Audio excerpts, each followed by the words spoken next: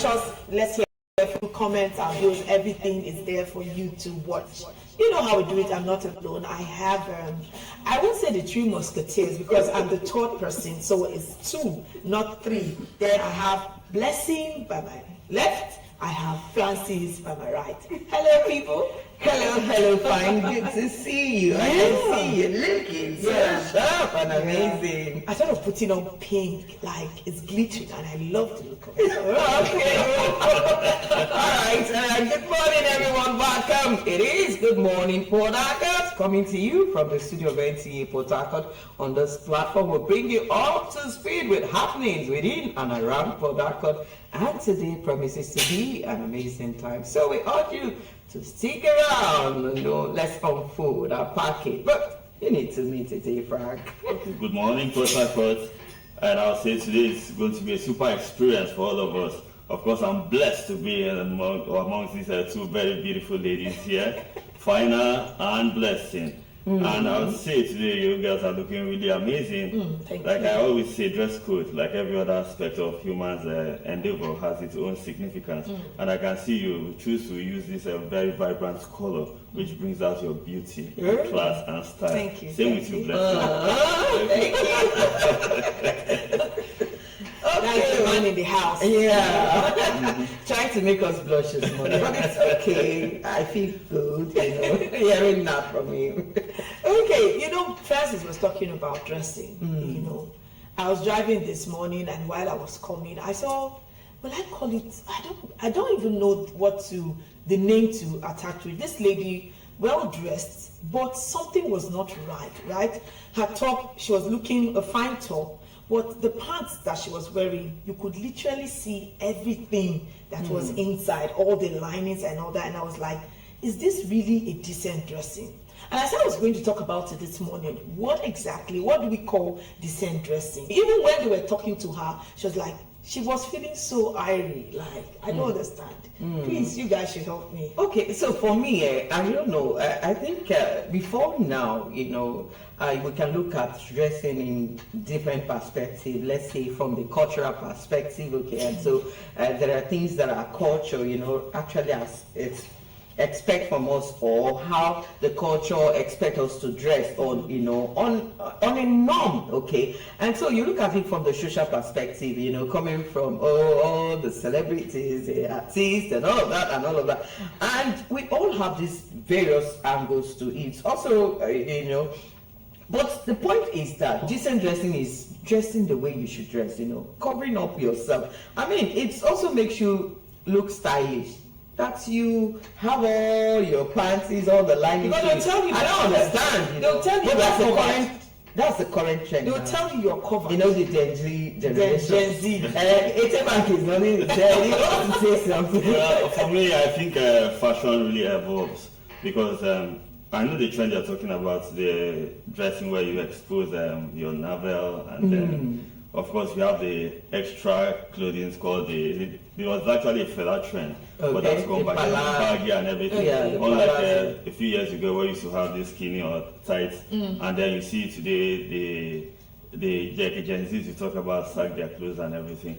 No doubt it's of a Western influence where some of these things or outfits are used actually as a stage outfits. Like I always say, dressing, you could dress to suit the weather, you could dress to suit your occasion, you could dress to suit maybe your mindset, And for instance, if you are going to church, it is not expected that you will be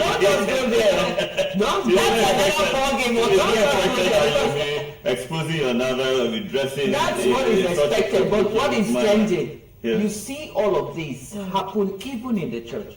Because you see our young girls, the way they dress sometimes, you might just be wondering, where is she coming from? And I tell you, she's actually coming from the church. But look at people, look at great women, great men who have made names, influential people who are wealthy people. You see the way these people carry themselves, even with so much money they have.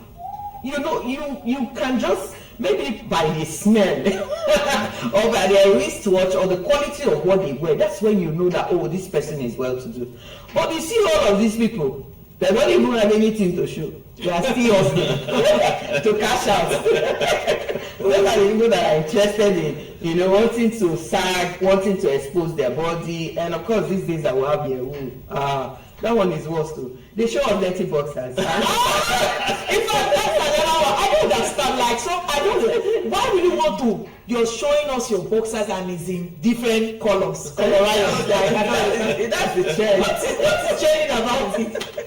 Anyway, away from all of that. We're talking about tech today. Mm-hmm. It's all about technology. You know how people are now embracing technology. Some persons are still finding it very difficult with the coding and Python and web design and all of that. Some persons are having it difficult to embrace it, while some are going, evolving with the trend. But in the midst of all of this, there are some persons that have decided to train the kids. It's one thing to train adults, but when you now have time to train the kids in different, technology skills and all that, that's another ball game altogether. So today we're going to be having a discussion with someone who has dedicated his time, his talent, everything into kids, training them. And I tell you, the kids are coming out to be mind-blowing with lots and lots of, wonderful skills to showcase to the world. Well, we'll take a quick break, right? Yeah, we'll be right back. We'll be right back.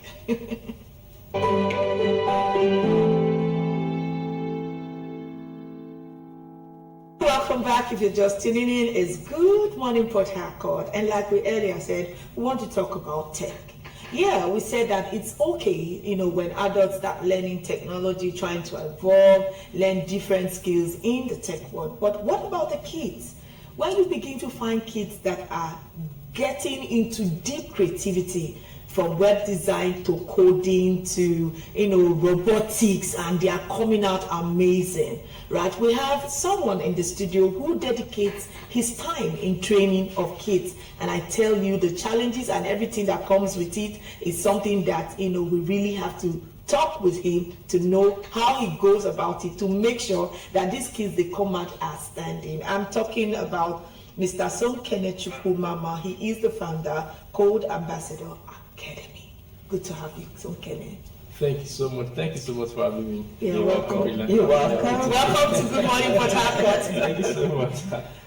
Thank you so much for having me. Okay, you're into training of kids. At least I know that you've been into it for how many years now? These 7 years. It's over 7 years, but officially we started 2018. So, okay, start by telling us why kids? Why not adults? It's common when you see training of adults, but you are into kids. In fact, the other time when I went to his hub, you see 5-year-old. Wow. I'm telling you, I'm not joking. Like, you see them, everybody carrying laptop. I want to let my own now. Everybody, 6 years, 7 years. I'm not even talking about the 18, 17. But you see 10 years, everybody carrying laptop. It's amazing. And I'm like, wow, how do you manage all of this? Why kids? Okay, so that's a backstory. So maybe I can just say that. So first of all, I read chemical petrochemical engineering. So back then in the university, there was a course called Fortran. So every engineering student have to actually do that course. So, and I discovered that a lot of students dread that course. Like, it's kind of a nightmare to a lot of them. And what surprised me was that even those on first class, those on 4 point, the brilliant students dread that course. I said, what?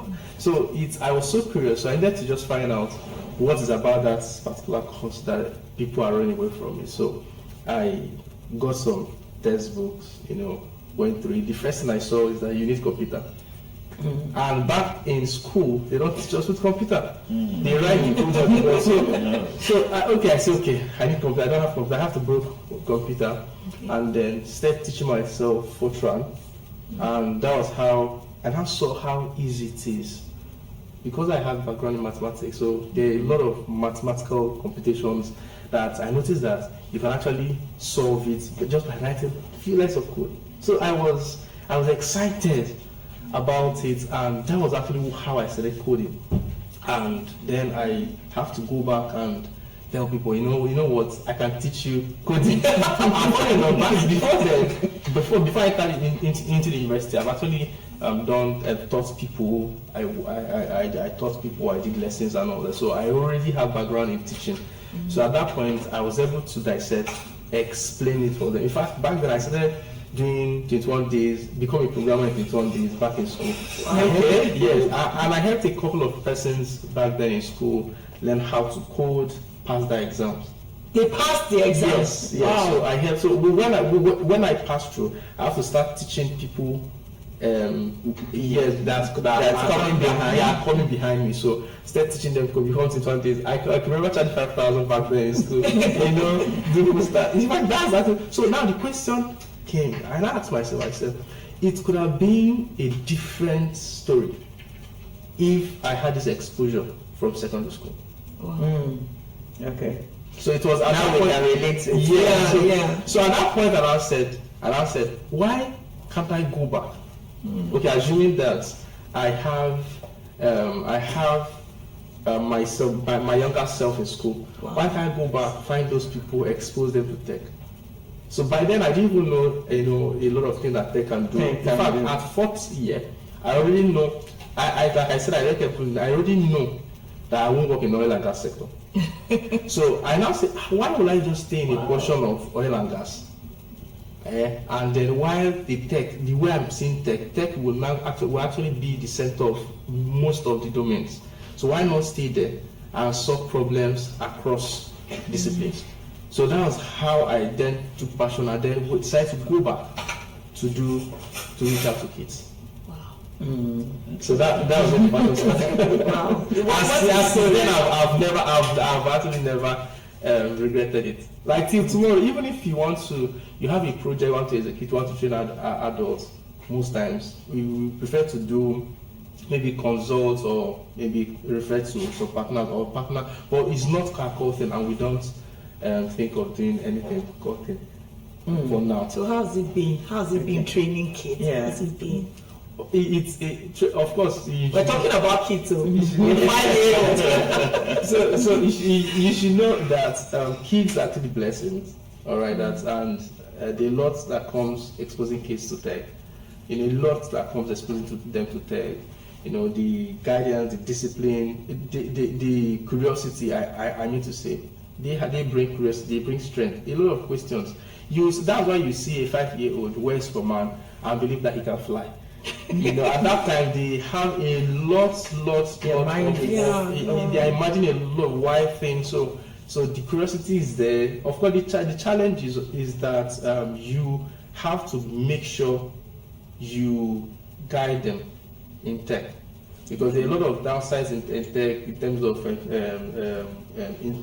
that has to do with internet safety and all.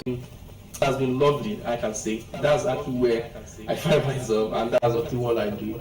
So the challenge there most times is trying to guide them and make sure they follow the path without throwing down the other side of. Because that's a very serious path now. Because we know that technology keeps evolving, a lot of things are speeding up, and with access to internet. In fact, these days kids goes to even places adults don't even know, and they can navigate their way. And most times you'll be asking, how did they even discover this? In some home we've seen cases where it's the kids showing their parents the features in their phones that they are not even aware of, and all that. And so you coming up now to expose these children to a lot of access to this technology. That's point of guiding them so that they don't give it. How you actually navigating and coping with it, okay? Because as much as you want to do, there are people who will still be naughty. Some kids, right, that will still be curious. Sometimes kids, those areas you say don't go, they want to find out what is in that place that they are saying don't go, and they want to see. Most people will go and return, some will go and they'll be carried away. So how do you navigate all that? Okay, so what we have, the main thing we focus on is not just exposing to tech, but to help them use tech for good. Okay. All right. So and one of the ways you can do that, or we are doing that, is to first of all help them understand core value system, be the core value. All right. Yes. So you are learning this tech not because you just want to use it for anything. there's a core value, and core value is like a guiding principle that guides people. Of course, you know that you are dealing with kids from different homes that have different core values and all that. So what we do is we help them, make sure that what they are learning is only used for social good. And that's why what we do is we expose them, as we are exposing them to tech, we are helping them to find problems in their locality to solve. Okay. Yeah, help them to find their problem in their locality to solve, and then also be able to also do internet safety for them. Tell them, of course, you know that internet space, you see a lot of persons, a lot of things. Just be conscious of what you consume, because you're a product of whatever you consume. And we also really hammer on parents, on parental guidance. Don't say because there are a lot of things happening on the internet, I'll not deprive them internet. No, provide internet, but regulate the use of the devices. Yeah. Yeah, let me come in there. Thanks. I've been listening to you carefully, and I've started a lot from you. And while I was listening to you, I just something flashed my mind. I remember having this conversation with my son. He's about 10 years, and I said, "You are so interested in the whole tech stuff, AI and all that. What kind of problem do you think you can solve with this?" And he laughs. Well, his response was quite funny, but afterwards I knew he was making sense when he said that he would use an AI tool, or he would like to create a tool where he will solve problems academically. I said, how? He said they give us homework every day, and we would like to have this audio interaction with the computer where he will be responding to feedback on the previous assignments, and then if he has a problem with the futuristic assignments or the one given at hand, he could just talk, and then there's a follow-up or an interaction. Wow. And I said, wow, that's really interesting. That's really interesting. And then you spoke about the Fortran back in the days, and I was looking at you speak a lot of languages, but there's still a problem. Well, it's a general problem having to do with kids, and that's screen time. Screen time, They spend a lot of time, they get addicted. Research has it, and it is not really easy. And this over-dependence on technology is really affecting other aspects of education. So how do you think we could strike a balance, to solve this problem? Okay, so first of all, when you want to expose a child to tech and you don't have a goal, it's like playing a football without post. Okay. So the first thing you have to do first is to have a goal. What is the goal while you're exposing them to tech? Okay. So that's what parents don't do. Or okay, just go and learn coding. Learn coding to do what? Well, learn AI could do what? All right. So what I usually advise in this situation is have a goal you have for your child. All right, and then when they are exposed to screen time, they use that screen time to achieve that goal, and then have a screen time. You can decide to say, okay, in my home you only have access to device from this time to this time. From this time to this time, there's no device. Because there's something we also have to guide in exposing kids to tech. There's a lot of downsides to all this. Where if you are in a place where you just expose them to tech, they can be consumed with the device, no bonding even with and then all that. So you have to first of all have a goal, and of course the discipline should be there. Discipline to adhere to screen time. Okay. Because sometimes even we adults are even struggling with the screen time. You just say, before you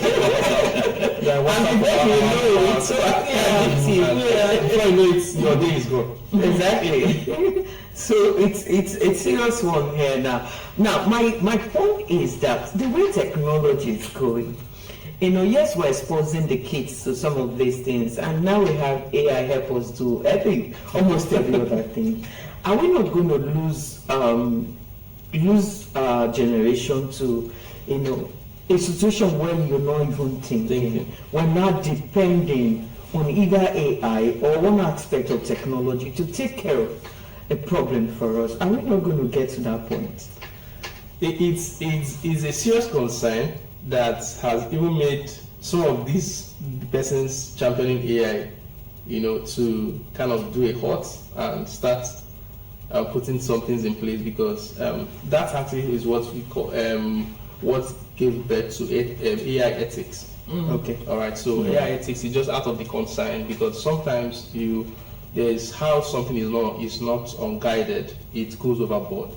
Or that's why most nations are being advised to have AI policies, bring up AI policies, so that it actually will not cause a lot of problems. So coming to that part, so AI is just there to help us be productive. So I think the first thing you have to do before exposing kids to is to help them understand the work of AI, because you have sometimes it's very, very serious that you give an assignment or they have an assignment and they just go to ChatGPT, dump the assignment, copy everything. Even the teachers also really encourages kids to do this. At times, just come back and say that my teacher said I should use ChatGPT, AI, do this, do that, and man, I said, what's really going on? So it's a simple thing you can just think and you do on your own. Yeah. We not depend on. I don't know. So now coming to that, so I actually discourage over dependent on AI. All right. So you use AI. That's why most essays or things that forms you have to fill, they have to don't use AI generated. So the work there is that at least do a draft. Yeah, so do a draft. Come up with something. Think of something. AI is not replacing our brain. Yeah. AI is just like an assistant. Yeah. No, but now it's replacing something. So everyone is thinking AI is just an assistant. All right. So this is how I use AI. I write a draft of what I want, and then I instruct AI. AI just like my assistant. Hey, please, this is what I've done. I know that you are good in editing, so I don't have the time. Help me edit this. But please make sure you maintain my style of writing and my tone of writing. So it will edit it and leave it and just give that. When you not give it back, you just like a PA. Okay, no. You this is not what I wrote. You're not correct, because what I usually tell people is that one thing AI doesn't have is emotions. Is emotions. So you can't take emotion from the So you are writing a letter to someone, just go to ChatGPT, just write a letter I want to, and when it gets, the connection will not be there, the heartfelt stuff will not be there. So it is a challenge that let's have boundaries to the use of AI, and then help our children. We also try to tell them, like, if I ask them to build something, all right, you can ask AI to just help you structure it, but their core work you can't delegate. Their core work, that drafting and all that, you can't just say AI do everything for me. AI think for me. You can brainstorm with AI. AI just like I say, person answer, okay, we have this problem, what do you think? I think we should do this. Oh, AI will not say no. Okay, I think you should also add this. So that's actually, it helps. That's where you can harness while retaining your critical thinking. I wish everybody just had the opportunity to hear what he's saying. Sure. Anyway, I had my own experience with what he's saying, and I think that even in schools, most teachers should help to tell these kids that this is very important for you to start doing. Yeah. My son came the other day and they gave him assignment. For some reason, I didn't even know, Mommy, please, on your data. That day he came, when he said I should on it, I said, come here. What is the question about? He told me. And I said, okay, let's assume there's no phone. This question, I now asked him the question and he started answering. I said, I don't understand. So why are you needing us to connect to internet? And that was how he did the assignment. Because even from the teachers, they should also help to make them to know that this thing, like he said, it's a brainstorming thing and not for you to just damaging. I think the style and approach has really changed over time. Unlike our times where we use it, like you said, AI doesn't have emotions, but now we are operating in a world where technology does almost everything for us, and the teachers have also embraced that change. But I think with our emotions and thinking about our kids too and their future, we need to, puts limitations to a lot of things we do with AI. So what you said is right. The academic sector should try as much as well to look into that sector or that aspect to ensure that our kids, it's becoming very rampant. It's very rampant, and they see that as a very normal thing. Of course, because that's what we're teaching to now. So why stress yourself? It's like why stress yourself? No, it's You don't even want to talk about what's happening in universities. That's a talk for another day. But I should ask you, when a kid, when they come to you, how do you know what skills to train them? Maybe robotic, coding, and how do you come up with knowing what a child should learn? Okay, so first of all, let me start by saying that the essence of coding or tech is the end goal to it is not just the tech. Okay, it's not just learning tech, because a lot of things are evolving. There are some technologies you can learn today, tomorrow they are updated and all. So the end goal there is to help them understand problem solving, help them sharpen their problem solving skill, their critical thinking, their teamwork and collaboration and all that. So having those in mind, we build curriculum, and we have foundational courses that when they come in, they take those foundational courses. So far, those foundational courses will expose them to things like fundamentals in coding concepts, understanding what variables are, understanding conditions, understanding basic things. So from there, we now know, okay, from this is actually the passion of the student. So if a child likes playing with hands-on, there are children that if he's software, they have lessons. But if he's hands-on, something they can see move, and they just compose something, they just see it move, and it excites them. There are children like that. So once we notice that, we put them on the track of learning robotics. And of course, when you hear robotics and all those things, AI, almost of all the mobile app, web app, all of them are just expression of coding. What that means is that you still have coding there. You still code. Okay. Just like the English language, French, Arabic, and all that. I know in the tech world you have different languages you speak, if I'm right. So, what are those languages or programs you would recommend for kids at a certain stage, maybe from 5 to 10 years? Okay, so like I was saying, what we just start with them with foundational courses. Our foundational courses are block-based. So something like Scratch, something like MIT, MIT App Inventor. Those are block programming languages. So they are mainly blocks. They come in blocks. You just use blocks. You just arrange the blocks, and then you have your instruction set. So the Scratch and App Inventor, they are foundational courses they can start with. Then from there, you can gradually move them from the form way of learning the block-based to now text programming. Okay. Yeah. So for even with the block-based, they can do a lot of things. They can build games. They can build web applications and all that. They can even build robots. And what you have to know is that kids, once they just come in to learn coding, they want something they can, like I said, 5 years want to fly. So they want to just build WhatsApp, build something. So these block codes can help them just do little inputs, and see big results.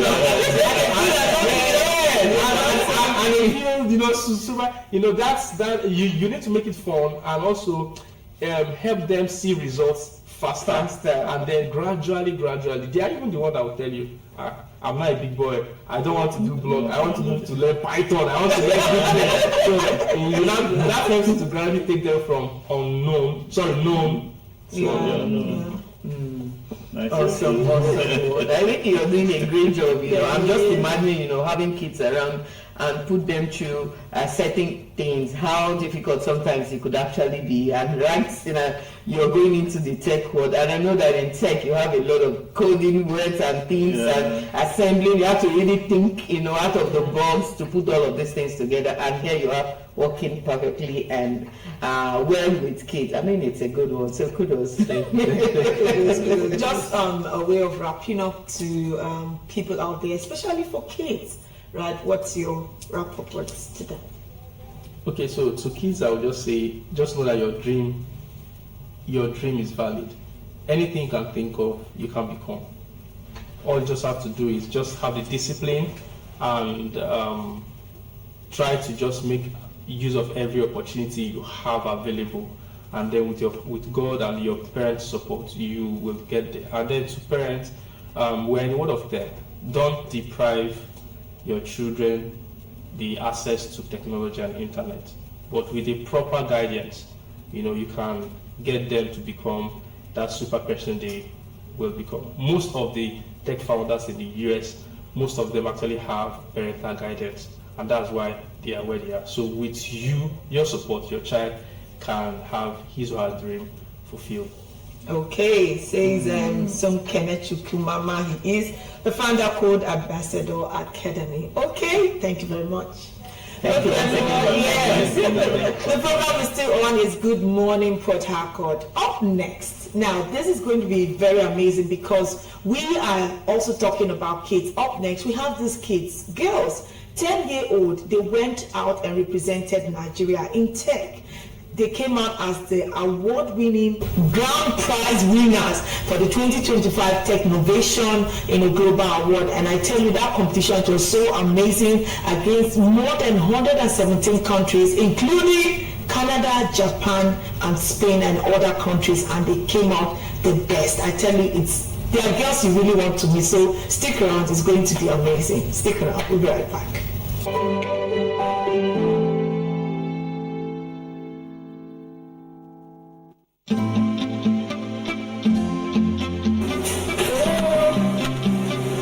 This is my studio, so I do most of my codings. This is also where I shoot my YouTube videos. Plus, I also share this studio with my dad. You see, this is his desktop, his laptop, and over there are some props that I use for my YouTube channel. Here's a mic. Sometimes when I have guests on my YouTube channel, they sit here, and I sit here to interview them. This is where I do most of my coding. Maybe maybe having a meeting, we stay here most times. Maybe night two when I'm having meetings, we stay here. Do we enjoy reading to learn? Because we have not joined any of such before. This was our first experience. My daughter, she's a shy girl.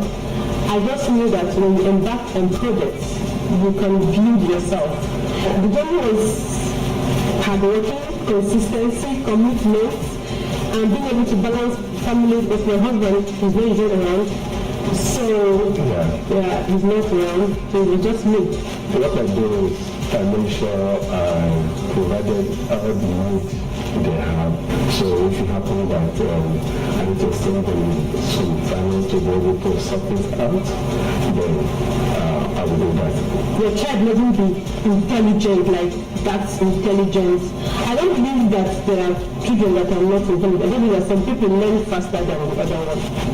So you just know your child's pace and know how to work with the child. Then, most importantly, having a good teammate. After people know are exceedingly, in fact, they are the best teammates that you would have. The mom, the dad. There's a day that you slept here. Just because really, it was really not got to be final. That was like, oh, so you don't get to this place. You can learn from this. Look at this. Several times from school, she will go straight to her coding lessons from school. We will go straight to, even the times we did surveys, we did a lot of physical surveys, we visited the federal road safety, and we went to several places. We visited transport companies. Most of these things were done from school. So, and imagine this period from school, she will still come back and will have to go through her homework. Let's see what you're doing. As for the child at home, she barely had time. I remember the times when I would tell her younger sister, I'll go and sweep here and arrange here. And she'll be like, what of Akachukwu? I say, well, Akachukwu is very busy. Because usually Akachukwu does the most chill. But at that period, we had to adjust somewhat. School, I had to follow her up. In fact, there were several times she was working till late and really sleep off on the laptop or her book or her notebook. So they were, let's say, challenging times, but they were also interesting because for me, it pushed her beyond her limits. She's a child, 10-year-old. She has the passion, she can do the coding, but she needed that direction, she needed that guidance, she needed that push. If you just leave her, probably she would not have achieved this feat. So I had to be physically present. So that's just how it was. Yeah, and for me as a dad too, like my wife used to, we all have our 9 to 5s, go to work, but we always have to get. There are many times when I had to connect during my break time. There are many, if you check during the learning journey, the mentor tried to flash some of those stories, and we figured that there were times where even into the night, 10 p.m., there are times when from the office, there are times when I'll be driving, I'll just have to connect just to be present and to show the support because it was important. And in retrospect, I can say now that it was one of the distinguishing factors for the parent, because we were not the only, Akachi was not the only person that Somi Kenneth mentored, but one of the factors that really contributed was the parents being with them, and the other children that also made it far with her. The common factor was that the parents were there with them. So we took a toll on us, we took a toll on them, on her siblings, but we were all happy for it when seeking our successful.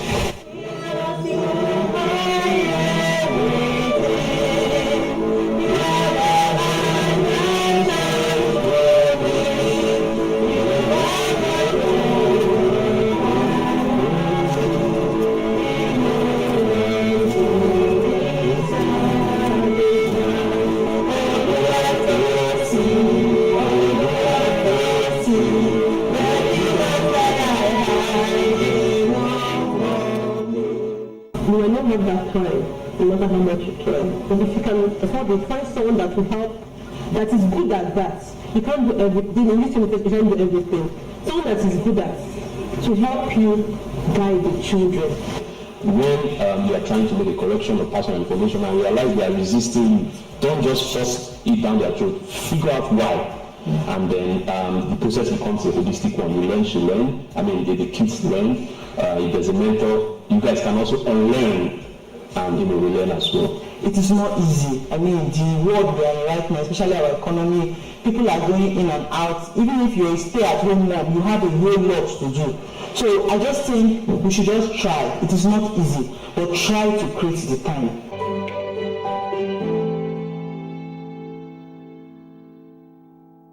If you're just tuning in, we're still on is Good Morning Port Harcourt, and I tell you it's all about technology. Now, having listened to some of the challenges that we go through to take care of kids as far as technology is concerned now, when kids start coming up with awards and prize-winning awards, it's something to make noise about. And in the studio, we have with us the winners of the 2025 Technovation Global Summit Beginners Division. I'm talking about these girls that put in so much creativity to come up with this award with their project called Stay Woke. What is it about? Well, they're here to tell us. Give welcome to Akachi and Mfunaya. Welcome to the studio. Thank you. Welcome. Thank you. Good to have you. Now let's go with the award that you won. How did you feel when you were told that you were the winners of that award? So when they announced us as the winners, I was so happy that I burst into tears of joy.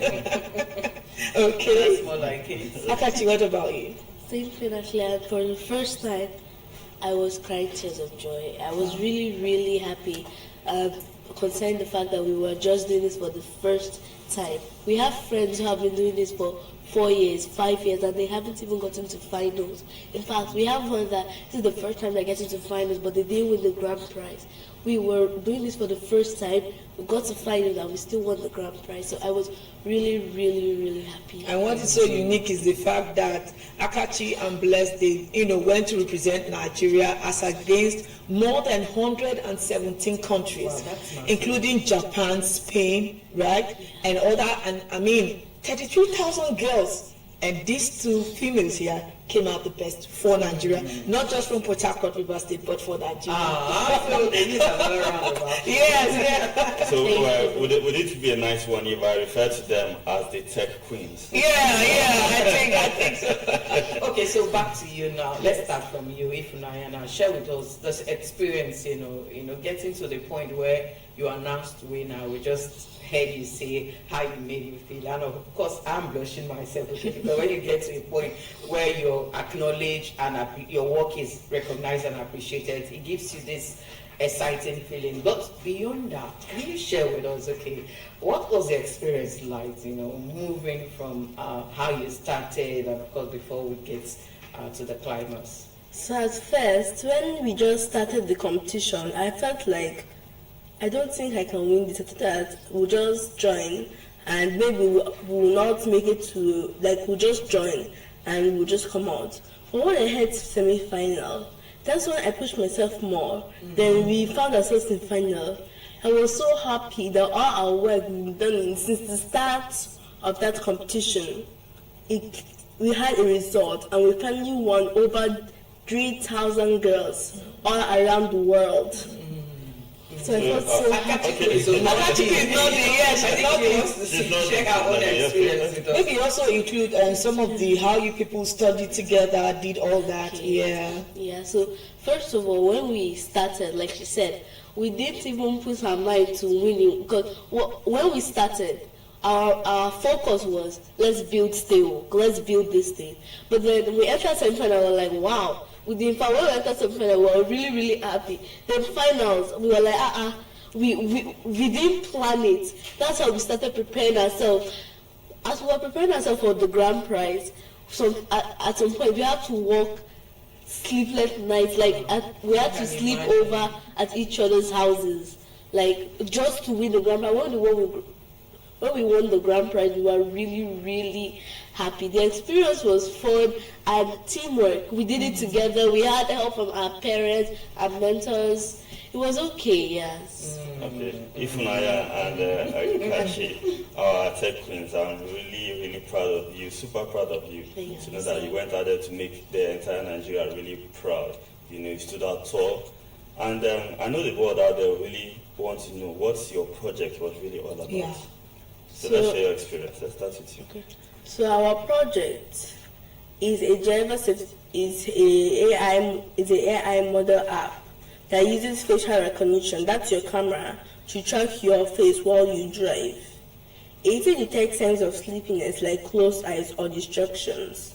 It will trigger an alert sound. Then at night or in low light conditions, when it cannot see your face clearly, it switches to verbal interaction mode. That's when it'll start asking you questions to make sure you're awake and alert, because at night or in low conditions, let's say you're driving to a tunnel, your camera cannot see you clearly because of how dark it is. And that was the one thing that made our app stand out from other driving apps. So we decided to add verbal interaction mode to our app. So that is the main thing about our app. That if you don't answer its question, it triggers an alert sound. Okay. Akachi, can you talk a little about it? Tell us a little about it. Okay, like the code or... No, outside the code, before we get to